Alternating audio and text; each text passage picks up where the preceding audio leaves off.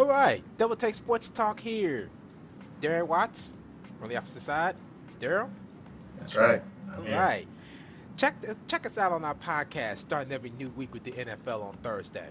We will have what to look for in the NFL. We will also have our predictions for each game.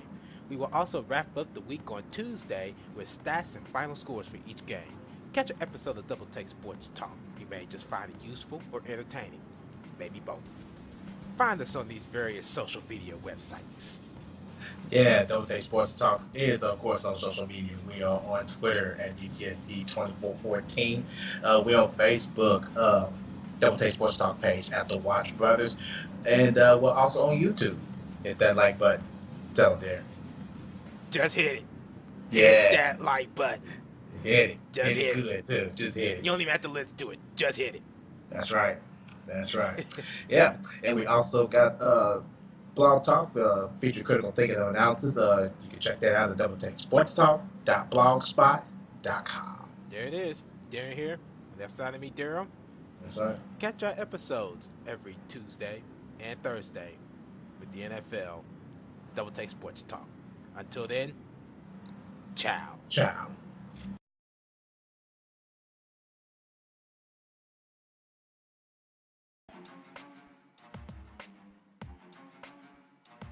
Coming up on Double Take Sports Talk 5 Good Minutes with the Watch Brothers, we will have your recap of this past week in the NFL with final scores and stats from each game.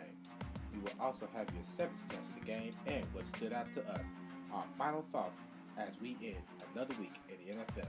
That's next on Double Take Sports Talk.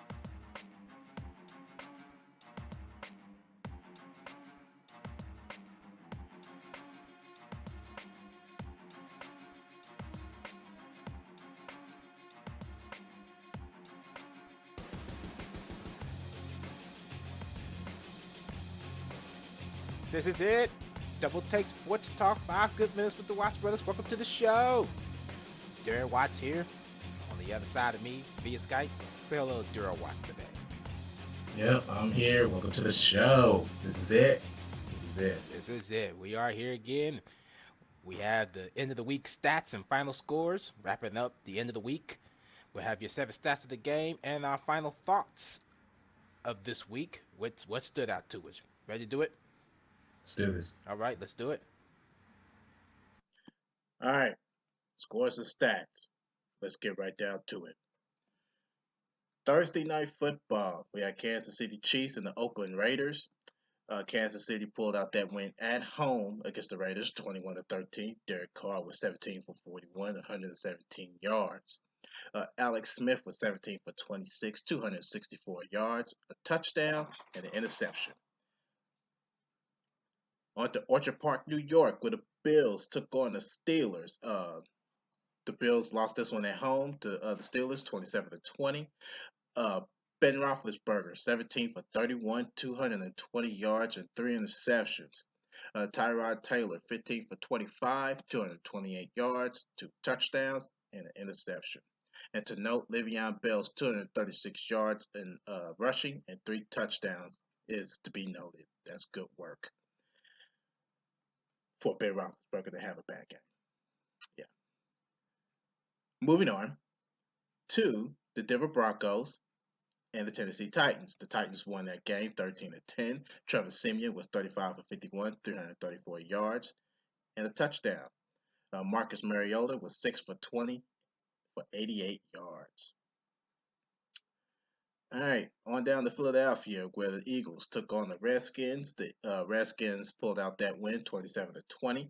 Kirk Cousins was 14 for 21, 234 yards, 2 touchdowns, and an interception. And Carson Wentz was 32 for 46, 314 yards, a touchdown, and an interception.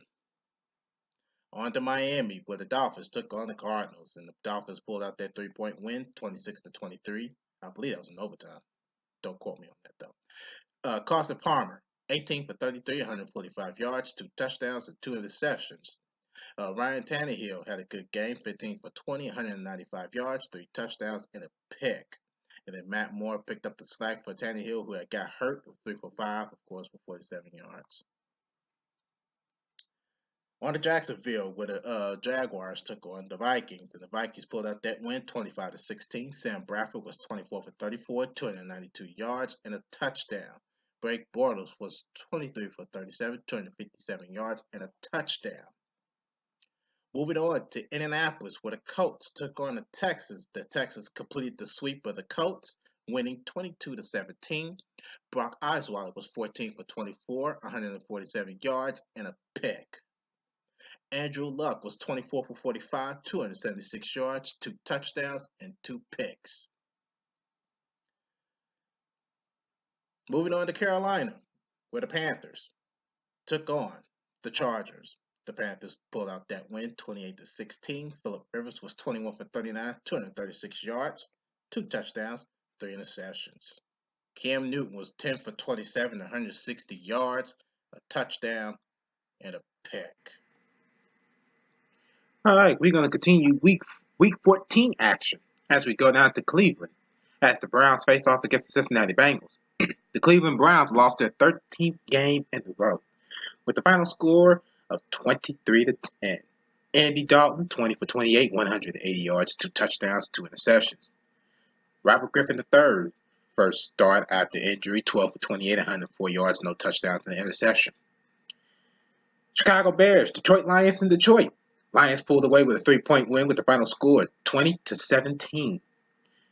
Matt Barkley, 20 for 32, 212 yards, 1 touchdown, no interceptions. A lot better game than last week. Just had to break it out a little bit there. And then Matthew Stafford, 21 for 35, 223 yards, 1 touchdown, and 2 interceptions. Jets, 49ers in Santa Clara, California. Jets come from behind to beat the 49ers 23-17. Bryce Petty, 23 for 35, 257 yards, no touchdowns, and an interception. Colin Kaepernick, 15 for 26, 133 yards, 1 touchdown, no interceptions. Saints, Bucks in Florida. The Bucks pulled away with this one, 16-11. Drew Brees, 25 for 41, 257 yards, no touchdowns, 3 interceptions. Jameis Winston, 16 for 26, 184 yards, no touchdowns, no interceptions. Falcons, Rams in Los Angeles. The Birds detached the train from the Rams as they ran so fast with this one, 42-14. Matt Ryan, 18 for 28, 237 yards, 3 touchdowns, no interceptions. And Jared Goff, 24 for 41, 235 yards, no touchdowns, 2 interceptions. Seattle Seahawks and the Green Bay Packers in Mr. Rogers' neighborhood of Green Bay, Wisconsin. The Packers finally get back above 500 with the final score of 38-10. Russell Wilson, 22 for 39, 240 yards, 1 touchdown, and 5 interceptions. My goodness, I feel for him. I wish he could have every single one of those back. And Aaron Rodgers, 18 for 23, 246 yards, 3 touchdowns, no interceptions. Sunday Night Football, the Dallas Cowboys and the New York Giants in New Jersey. The Giants snatched the Cowboys' winning streak by losing to the final score of 10-7. Dakota Prescott, 17 for 37, 165 yards, 1 touchdown, 2 interceptions. And Eli Manning, 17 for 28, 193 yards, 1 touchdown, 1 interception. And the Monday Night Football game features the Baltimore Ravens and the New England Patriots in Foxborough. New England almost let this game slip. Hold on to beat the Ravens 30-23. Joe Flacco, 37 for 52, 324 yards, 2 touchdowns, and an interception. Tom Brady, 25 for 38, 406 yards, 3 touchdowns, and an interception. Those are your stats and final scores for Week 14 in the NFL. All right. Going to take a look at some stats from Sunday's game from Week 14, December 11th, the 14th week of the 2016 season. This is via NFL Communications. All right, we're going to start this one to the Pittsburgh Steelers.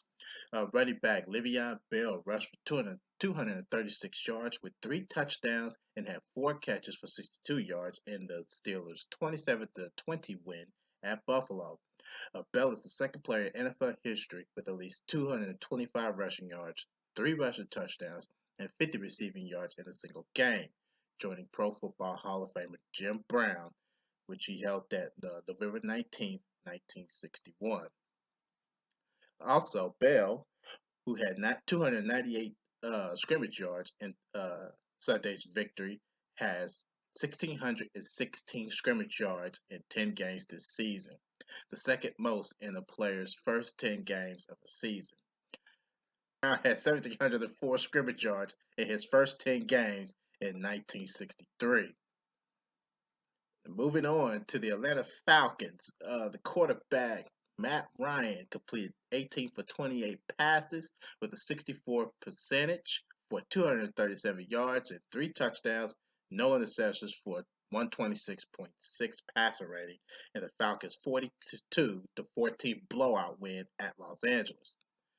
Ryan reached 4,000 passing yards, 4,050 for the sixth consecutive season, tying Peyton Manning 1999 to 2004 for the second longest streak in NFL history. Okay, on to New Orleans Saints. Quarterback Drew Brees, who passed for 257 yards in the Saints' 16-11 loss at Tampa Bay, reached 4,000 passing yards, 4,170, for his NFL record 11th consecutive season. On to Green Bay.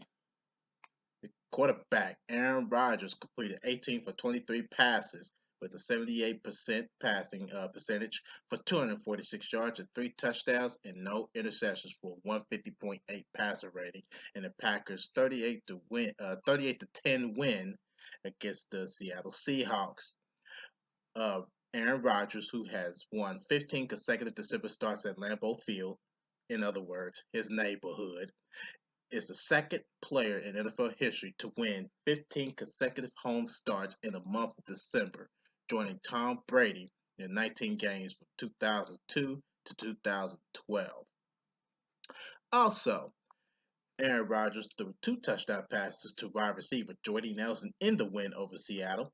Rodgers and Nelson have connected on 57 touchdown passes, tied Pro Football Hall of Famer Brett Favre and Antonio Freeman for the most touchdown passes from a quarterback to a receiver in franchise history. All right, moving on to Detroit Lions. Quarterback Matthew Stafford rushed for a 7-yard touchdown with 3:17 remaining in the fourth quarter in the Lions' 20-17 win over Chicago. Stafford has led 8 game-winning drives in the fourth quarter or overtime this season, the most such drives by a quarterback in a single game since 1970. Moving on to the Washington Redskins. Wide receiver Deshaun Jackson had 3 catches for 102 yards and 1 touchdown in the Redskins' 27-22 win at Philadelphia. Jackson, who had an 80-yard touchdown catch in the victory, has 22 career touchdowns of at least 60 yards, the second most in NFL history. Only Pro Football Hall of Famer Jerry Rice, which is 23, has more 60-plus yard touchdowns. To Philadelphia's, Darren Sproles had a touchdown catch in a loss against the Redskins, his 30th career touchdown reception. Sproles is the first player in NFL history to have at least 30 receiving touchdowns, which is 30, 20 rushing touchdowns, which is 21, a punt return touchdown, 7, and a kick return touchdown with 2.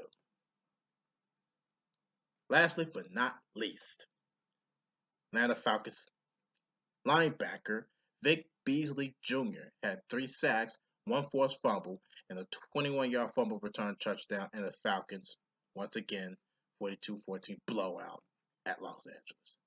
Beasley is the 10th player and the first Falcon to record 3 sacks and a fumble return touchdown in a single game since the sack became an official stat in 1982.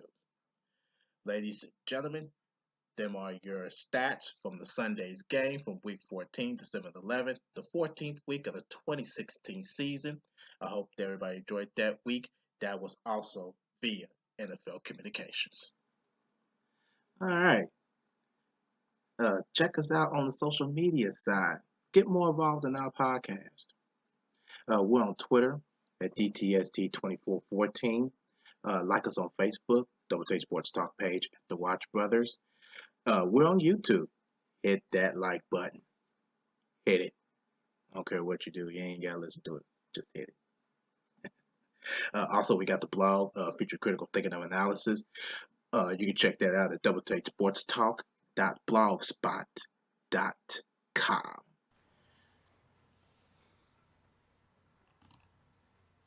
All right. We have our final scores and stats, seven stats of the game. Duro, what stood out to you in week 14?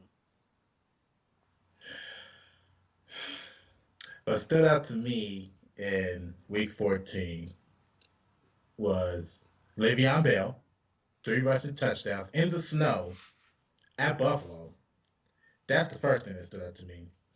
Despite Ben Roethlisberger's 3 picks, that's very, very disappointing situation.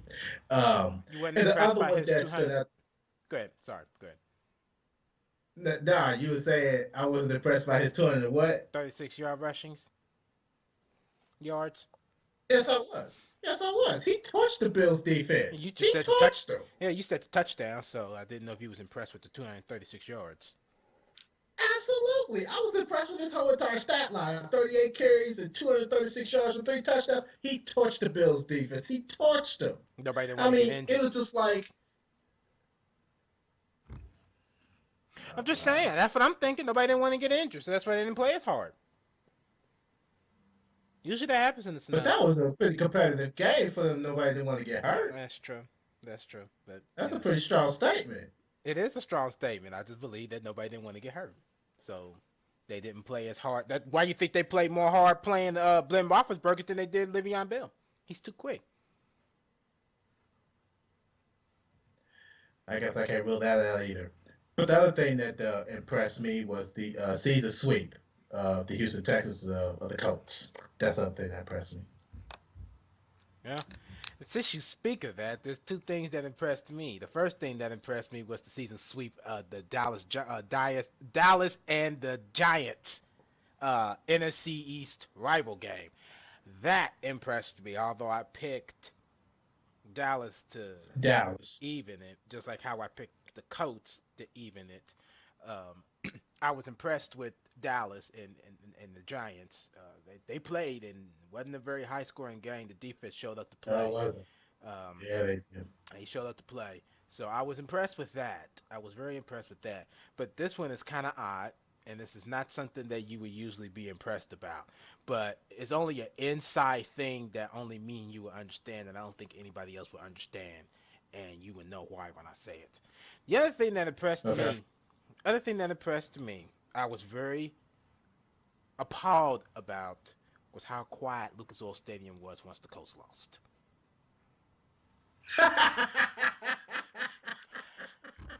It was so quiet after that fourth down play, you could hear a penny drop anywhere in the stadium. Anywhere. It didn't Really? matter where. Anywhere. You could hear a penny drop. That's how quiet it was. Even when the clock So, hit zero, even when everybody was filing out, just quiet. it didn't get ugly. No fights didn't break out. It didn't get ugly. Nope. Everybody just filed out. 60 something odd thousand fans just filing out real quietly. Like I said, you could hear a penny drop.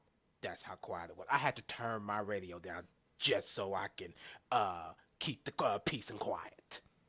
That's how quiet it was. Yeah. That really impressed me. If we could have that when they win, I would be happy. I'm just saying. I was I'm pretty sure you was impressed. happy yesterday. I'm pretty sure you was happy yesterday.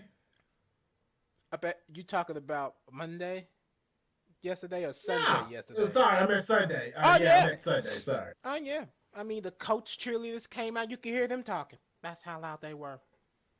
That's how loud they were and that's how quiet it was.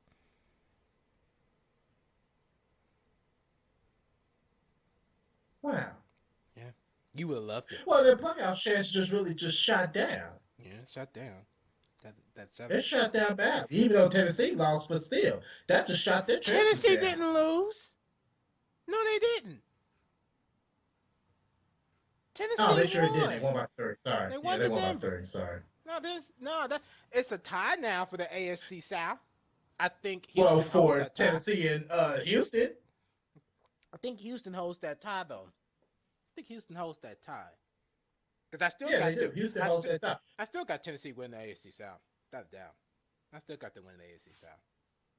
Hey, look, the way things are looking, I don't rule that out. Even though I picked the Texans to still win the AFC South, I don't rule anything Not about behind the this boy. AFC South now. It has gotten unpredictable. It's getting close to again back to a three-way tie. If Houston and Tennessee, who do Houston play next week? If they play Tennessee next week, then there's no way that is going to be a major AFC South battle. But if they don't play each other next week, I don't even know who they play next week. I need to find that out Who? like as of right now. Houston or You talking about Tennessee. Houston? Yeah, if they play each other is what I'm about to find out because I need to know if they play each other next week. If they play each other next week, that is going to be a major AFC South rival battle. Yeah, that's going to be big right there. Yes. That's going to be big. Figure that right there. That would be one of the okay. The Titans played the Chiefs, so um, the Titans So yeah, and the Titans and the Houston Texans. Okay, see now Houston played Jacksonville next week, so Houston and Tennessee will both have to lose their games, and the Colts will have to win next week in order for them to have a three-way tie again. tough schedule for the Colts. Who they play? Uh, Because I don't even know who they well, play. they play Minnesota. Colts play, I think, Minnesota next week. Ah, well, I have my predictions on that one.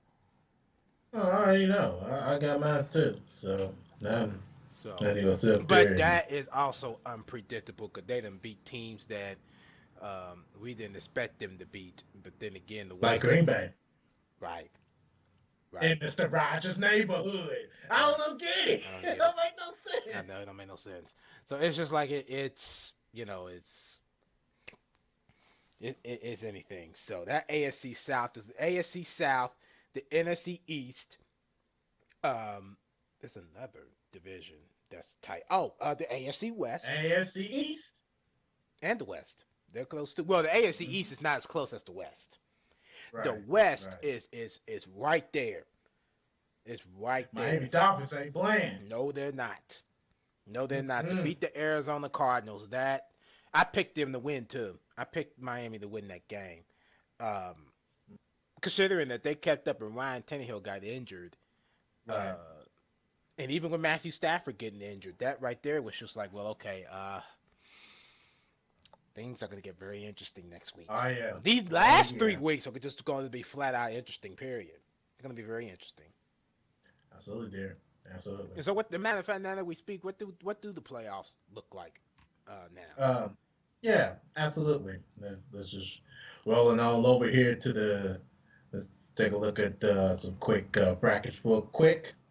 Um, we have ta-da! Okay, we got of course the AFC.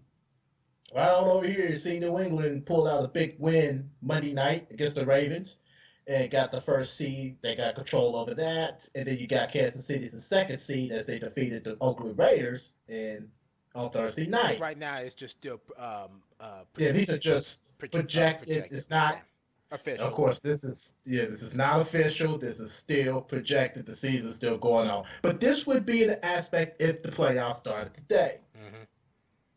And of course, you have your third and your fourth seed right here with the Pittsburgh Steelers and the Houston Texans, with Houston pulling out a big win. And then you got your fifth and the sixth seed. Oakland still in it. You still can't count them out. I still believe they're still going to actually make the playoffs. I don't rule past that. Yeah. There's three teams in the AFC West that is in the playoffs currently. That is competition, there. That is competition. Oh yeah. Oh yeah. That's competition. It's and it's even still competition even with the AFC South, the AFC West, Mm-hmm. the NFC. What did I say? The NFC. NFC East, right over here. Yep, NFC East. There's another one. The NFC North is a interesting one. And even the NFC South. That's Tampa Bay. I don't know where they came from. There, I don't know I'm not where gonna they sit came about. from. I don't need it. But this right here is very interesting. Let's take a look at also the NFC. We're looking right on over here. You got Dallas as your first seed, Detroit's the second seed. I'm impressed with the Lions. Yeah. I don't care what anybody say. They are playing some good football. Mm-hmm. They could even be the team that you can actually slack up against, and the Lions can come back and win. Oh yeah, you don't want That to do is big. that. You don't want to do that. You have to give That the is Lions big. the lead. You have to get in the Yeah, lead in order to try to come back against you're them. in a lose-lose battle. You're That's in a true. lose-lose battle if you play the Lions. Yeah. Period. Yeah. The only way you could win against the Lions if you stay disciplined and you stay within the book of your game plan, how you was playing from the beginning. Right. That's going to be interesting how Detroit plays in the playoffs. Oh yeah. Yeah. Then you got your third and fourth seeds with the Seahawks and the Falcons, and of course Seattle dropped when they lost to Green Bay. And then you got your fifth and your sixth seeds. You got the Giants and the Buccaneers. So multi division teams here is the NFC South, the Atlanta Bucks and Tampa and Bay. the Falcons. Mm-hmm. Mm-hmm. Yep. Yep. Hey, wait a minute. That's a tie. Ain't the Giants and the Cowboys too? Yep. So yeah. Mm-hmm. And then of course you got your standings down here in the current situations and all that. So yeah, this is going to be a very interesting piece of playoff drama coming into week 15. Yeah. It's going to be very interesting how that works out. Oh yeah. So yeah, how that works out, it's going to get hot. It's gonna get hot. It's gonna get hot. It's going to get hot. Yeah. Okay. And let's take a look real quick at our own standings and where we stand at with our individual, me and you, me versus you. Let's take a look and see where we stand at with that. Here's where we stand at right now.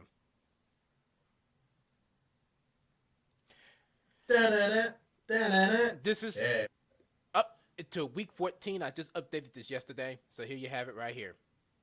10-6 of the week for Daryl, 11-5 for me on the week of week 14. 119-87 for Daryl, 134-74 for me. This right here is closer than it's getting. It's getting close, and yes, it is. This number right here, you coming back on me. I know. I done slacked off pretty badly, so I had to make some changes. So, yeah, so. I had to actually make some serious changes in the way I was doing my analysis. Yeah. So I mean, you look at this: 9-7 the first week, 10-6 the second, and then you went to 5-11, 8-7. You just really just stayed consistent beyond that point. But then here you go with week 11, 10-4, 15-1, and then this was for you kind of slack back down again. But then you bumped it right back up again. So you are really, So yeah. that's how it stands right now. And for me, this is just what it looks like for me week by week. Just, I've been consistent with double-digit wins, but right up through here, week 6 through 11, I'm sorry, 6 through 10, just kind of just been a little slack off, but, picking it back up. So hopefully we'll just see how that comes out to be after. Our own drama within another drama in the NFL. So yeah, this is going to be very interesting how this works. Oh yeah. It's going to be very interesting. Yeah, no doubt. All right, Daryl, anything else you'd like to add? Actually, I really don't have anything else. I'm straight, man. All right. Okay, this is it. Thank you for watching and listening to Double Take Sports Talk with the Watts Brothers. They're here. They're on the outside of me. Yeah. Catch up with us on another episode of Double Take Sports Talk. Until then, ciao. Ciao.